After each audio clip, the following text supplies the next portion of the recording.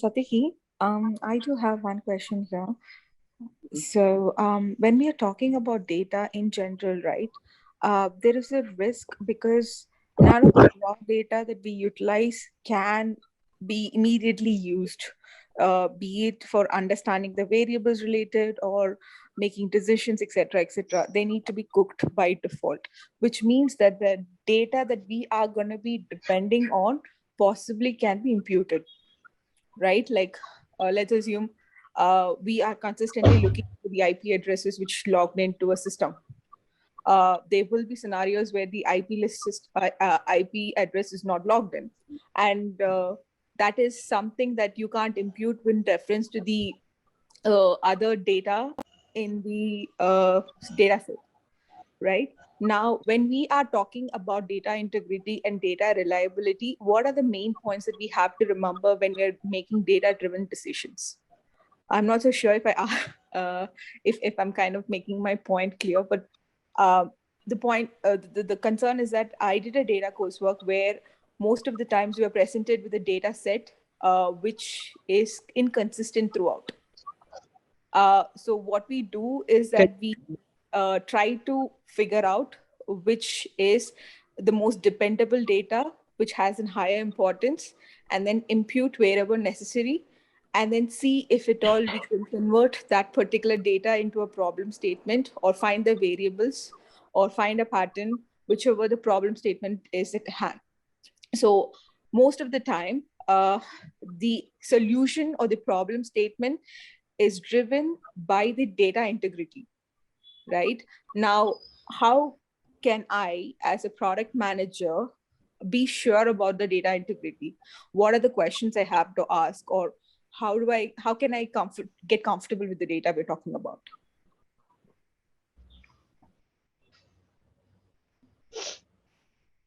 right. So that is why the first few 5 points actually, that what is the source of your data? Whoever is giving you the data, whether it's the marketing person or the data person or whoever is giving you the data, or some agency that you have, you need to verify and validate that the data is coming from a genuine source, right?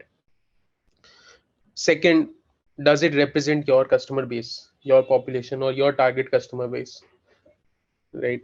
What are the assumptions behind the data? That see a lot, when you say that someone is presenting the data to you, it probably means that some amount of crunching has been done, right?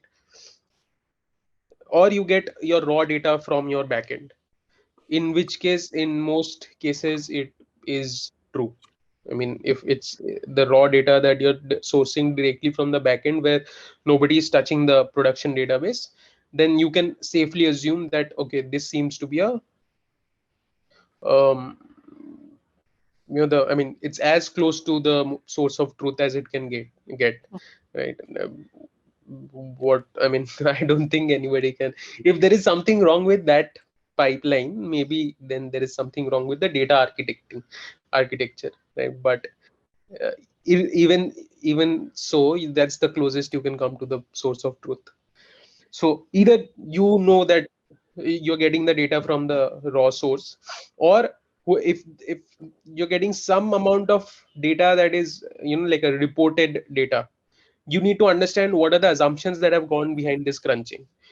Even though it's a half baked data where you need to apply your own filters and create a better, more presentable version, even then, if it's half baked, then it means there has been some crunching that has been done. What are the assumptions that were uh, considered while crunching that half baked data? What are the exceptions that were considered? What were the outliers that were considered, right? So you need to understand all of this before you can trust that data. Uh, if that's the case, isn't it important for a product manager to understand the data science aspect of it in a little bit more detail? Just out of curiosity, I'm just trying to understand the degree of to which I should have a good understanding of the whole data validation and data science aspect of it. um, if you are the product lead or the product manager for, let's say, uh, facebook.com's homepage or instagram's home feed, or Twitter's home feed, then yes, I would say you need to understand data. You need to understand how SQL queries work. You need to understand how the data instrumentation works. You need to understand how whatever, like the entire pipeline is working for when you get a set of data of what's happening on the home page. What are the different variables that you're measuring? What is the p-value? What algorithm is being used? You need all of that because you're operating at that scale. That place has, that thing has a billion visits a day probably, right? So you need to have that kind of depth. But if you're let's say you're Swiggy's order checkout product manager, right?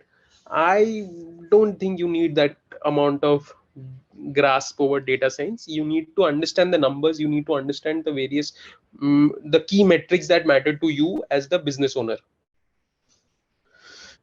And then also one advantage that works is that if you understand the instrumentation of data, that if are the right pixels in place, right? So for example, this is something that I'm struggling with right now, that whatever campaigns I run, I'm not able to get the full picture because we have not yet placed the pixels correctly of our, the data instrumentation is not right, so we are fixing it.